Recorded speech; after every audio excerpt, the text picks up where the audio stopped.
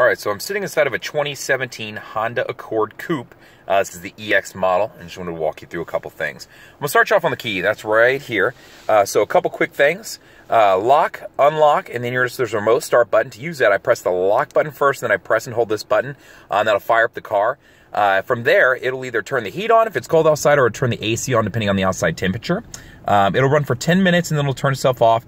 You can run it for 20 though if you press and hold it again before that 10 minutes is up, so just keep that in mind. If you wanted to turn the car off, you could press the unlock button and the remote start button and would turn it off. So in case you got distracted and had to leave and you're like, oh, I'm not gonna be leaving, let me turn the car back off. So that's what's going on with this. There is a key actually inside of here. On the back, you'll see a little switch right there. You can slide that open and there's a key inside. So I could add this piece to the valet guy and keep my keys on my key ring, such as right here. Okay, so that's the keys. Let's jump over here. You got your power windows, power locks, powered mirrors. That stuff's pretty standard. Down here, you can notice vehicle stability assist. That works with your traction control. So in the event that you go into a skid, it'll transfer power amongst the two different tires depending on whichever one has traction. This is always on unless you press it and hold it to turn it off. Only reason you want to turn this off is if you were stuck in the mud and wanted to spin your tires. Econ button will improve the gas mileage of the car. You can turn it on and off whenever you want. Whenever you turn it on, you will see a green leaf come on up there, so you can see it flashing right now. It'll improve gas mileage, shut down some of the electrical systems. It affects things like your AC unit though, and your accelerator, so you're going to give up a little bit. It's going to dampen those, so be aware of that. On your steering wheel, so your Bluetooth controls to answer a phone call, to hang up a phone call, for voice command. This also works. I can press and hold it until I hear the beep for Siri, if I want to go that route. And if I'm using, or Android Auto, if I was using Apple CarPlay or Android Auto, this would come into play also. So just be aware of that. Jumping up here, my volume control, switching between favorite tracks or jumping to the next one, or favorite stations, stuff like that. The menu button will change. Like if I have audio pulled up here right now and I hit the menu button, it's just gonna give me some different options I have up there as far as what I can go through. So that's what this button's about, just so you know. The menu button right here is kind of nice. This will toggle between a couple screens. You can see up there I've got just plain Jane audio. I can get just information if I want trip info, or a screensaver that I can load through the USB like right there. Or I can get a tri-zone one, or excuse me, a dual zone one I should say, with both of those infos. So that's how this button over here works. On this side of the steering wheel, cruise control, you just make sure you press it to see that it's armed. You'll see cruise main come on there. That's what's lighting up right there. Then from there I can set my speed, cancel, resume, that sort of thing. So that's kind of the rundown of the steering wheel. You will notice this car does have paddle shifters, so they're up there. I'm gonna jump over to back over here. Anytime you hit your right blinker on, it is gonna fire on that camera right there. And you can see the red line is the end of your car, orange is a car length, and then to the second orange is a secondary car length.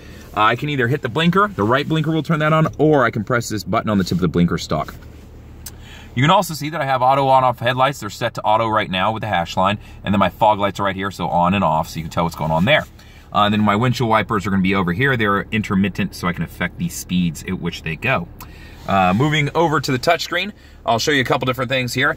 So from the home button, it'll kind of give you a general home screen. So this is just like the home screen on your phone.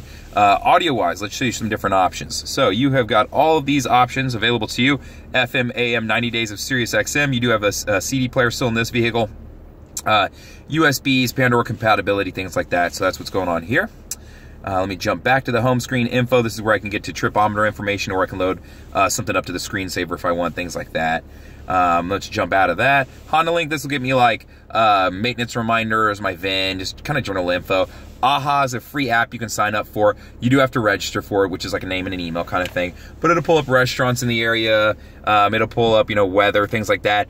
Honestly, I think it's kind of outdated. With the use of Android Auto and Apple CarPlay, you really have no reason to use this. You know, it's just kind of one of those things. But I think there's a, you know, some sort of deal that Honda's worked out. So to get to all your Bluetooth stuff, phone right here. Settings for the car are all going to be available to you right here. If you needed to connect up a phone to Bluetooth, how to do so? Go to Bluetooth. We're going to go to Bluetooth device list. Then we're going to go to add a Bluetooth device, and then from there it's going to prompt you, please turn the Bluetooth on your phone, and then hit continue and it'll search. So that is how you do that. So I'm going to back out of these screens. Get back to this. Vehicle settings. This is kind of important because this is where you can get to some door locks, some lighting, some things like that. So if you wanted to affect what the default settings are on the car, like if you just bought it and you're like, hey, right now it's set up to where when I hit 10 miles an hour, it'll lock the doors, but I want to do it when it shifts to park, that's where you do that from. When you're getting out of the car, let's say you're like, well, right now when I get out my driver's side door, when I open that one, it unlocks the other one, but I like it when I switch to park so that me and the wife can get out at the same time. She's not like, will you unlock the door or anything like that. I could select that option. So you can see I have some options here for that too. So all these things are in here and you can look through them and see what you like and what you want to mess with. It's available to you, so you know what I mean, might as well take advantage of it. Jumping down to your AC unit. Well, actually, do I get anything else up there that I want to talk about? Smartphone connection, absolutely, I want to talk about that. So if I plug my phone into the USB, which is right down in this cabinet, you'll see, that's where I can plug it in, pull up Android Auto or Apple CarPlay. That'll allow me to pull up my maps, my music, my navigation, Pandora. It's pretty sweet. If you have an Android-based phone, you can pull up Waze, or you can do Google Maps. If you have an Apple phone right now, all you got is the Apple Maps. They haven't figured out Waze yet, so they're still working on software, I suppose. So pretty awesome. It's definitely worth taking advantage of. I have a video on it if you need to see it. I want to see kind of how it works. Jumping down to your AC unit. How much air is right here? Hot and cold. You do have dual climate control. You can affect that. Right now it's synced, so you can see if I change, it changes both. I can unsync and then change, and then, oops, let me unsync. And then I can do that, so whatever, I'll mess with that later. So that's what's going on there. If I jump down here, you'll see park, reverse, neutral, drive, and then sport mode. Sport mode just affects the shifting points, gives you a little bit more higher RPMs at a rev. Inside I do have my center console with another USB and power outlet. This is an EX model, so it is cloth interiored. You can see it is a two-tone kind of look to the cabin. And it does have a moonroof, of course, and it does come with HomeLink because this is a coupe model, so just be aware of that. So to set that up, you know, you just hold your garage clicker until it either goes solid or flashes repeatedly quickly, and then you would be able to press a button and connect it up. So give you a quick glance at the back. You can see it's a little bit more sloped in the back, just based off of the vehicle itself and the shaping to it. So if you have any questions, feel free to reach out. You can always call me 512-443-4300 and ask for Justin. You can email me at jfuller, that's the letter J, and then fuller@howdyhonda.com, or respond to the YouTube video and I'll help you out any way I can. Thank you much.